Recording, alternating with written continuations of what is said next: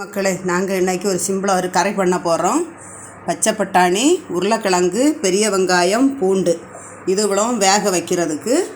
இது அரைக்கிறதுக்கு கொஞ்சோண்டு தேங்காய், பூண்டு, இஞ்சி, வத்தல் பொடி, கரம் மசாலா, மஞ்சள் தூள்.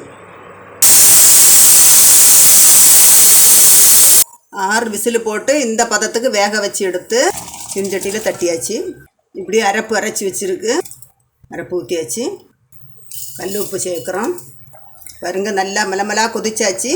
எண்ணெய் ஊற்றி கடுகு போட்டாச்சு. வத்தல் மிளகு, கடுகு மிளகு எல்லாம்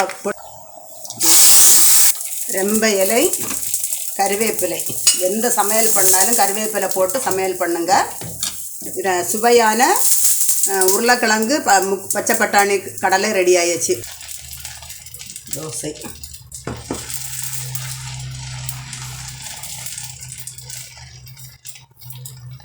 அருமையான தோசை, பச்சை பட்டாணி, உருளைக்கிழங்கு, பெரிய வெங்காயம் போட்டு ரெடி பண்ண கறி ரெடி ஆகியாச்சு. இது பிடிச்சிருந்தால் லைக் பண்ணுங்கள், ஷேர் பண்ணுங்கள், சப்ஸ்கிரைப் பண்ணுங்கள்.